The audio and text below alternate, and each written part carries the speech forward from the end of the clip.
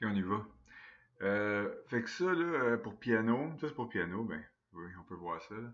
Euh, en anglais, ils appellent ça inversions. Si c'est le même, je vais appeler ça. Oui, ok.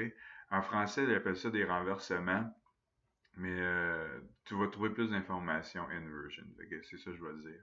Fait que nous autres, là, jusqu'à date, là, fait que là, si tu veux, si tu regardes cette leçon ici, là, tu serais supposé être capable de faire des accords majeurs puis mineurs, puis tout comprendre ça, cette affaire-là. Sinon, ben, va voir cette vidéo-là. Fait que ici, là, ce qu'on a, c'est la manière de faire un C majeur. OK? Puis ça, c'est la façon qu'on a appris. Fait que, hein, on joue la note avec notre pouce, skip 3 notes, doigt du milieu, skip 2 notes, puis après ça, on met notre autre doigt, puis après ça, on a notre accord majeur. OK? Fait que on a vu là, en dessous là, qu'on joue un C, un E, puis un G. OK? Fait que vraiment, là, il n'y a pas de loi dans quel ordre tu serais supposé de le jouer. Puis ça, tu appelles ça une inversion, quand tu changes l'ordre des notes. OK? Fait que disons qu'à la place de jouer le C ici, on va jouer le C ici. OK? Tu es encore en tronc. Ah, fait que là, ça serait une first inversion. OK? Quand la note la plus basse que tu joues, c'est la note du doigt de ton milieu, vraiment la major third qu'on a vu dans l'autre vidéo. Là. OK? Ça, tu appelles ça une first inversion. C'est encore un C majeur. Ça aussi, c'est un C majeur. Mais ça, c'est un C majeur first inversion. Ça, c'est root positioning. OK? Fait que dans ce cas ici, le C, on le joue ici. Puis la note la plus basse dans l'accord, c'est le E. OK? Mais disons qu'on commence avec le G. OK? Mais ça, tu appelles ça second inversion. Fait qu'on irait G, C, puis on jouerait le E après. C'est encore un C. C'est encore un C majeur. Sauf qu'on ne joue pas comme on l'a appris au début. Là, la loi de 3 notes puis 2 notes entre, ça ne s'applique plus. Parce que voyez-vous, il y a 2 notes ici, puis ici, il y a 1, 2, 3, 4. 4 notes. Fait que ça marche plus, cette affaire-là. Fait que moi, je trouve que c'est plus facile de figurer comment faire l'accord en root positioning. Puis après ça, tu peux figurer comment le faire en first inversion puis en second inversion. OK?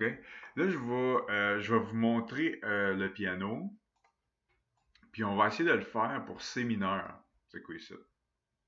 OK? Fait que je vais juste enlever ça ici. Je vais mettre ça. OK? Fait on va suivre la petite loi, puis on va dire, OK, on met notre pouce ici sur C. OK? On va faire un mineur, ce coup-ci. On va sauter 2 notes. OK? On va jouer notre E flat. OK? Après ça, on va sauter 3 notes. 1, 2, 3. Puis on va faire un G. Fait que là, on sait que pour faire un C mineur, il faut faire un C. Il faut faire un E flat. Puis il faut faire un G. Fait que ça, c'est l'accord en root. Wow! Mon écriture est incroyable. Root positioning. OK? Fait que là, ce qu'on va faire, c'est qu'on va le faire en first inversion. First inversion. Ça veut dire qu'au lieu de commencer avec le C, on va commencer avec la prochaine. Fait qu'on va faire E flat. OK? Après ça, on va faire G. Après ça, on va finir avec C. Parce qu'il faut avoir ces 3 notes-là pour faire l'accord. OK? C'est ça la loi.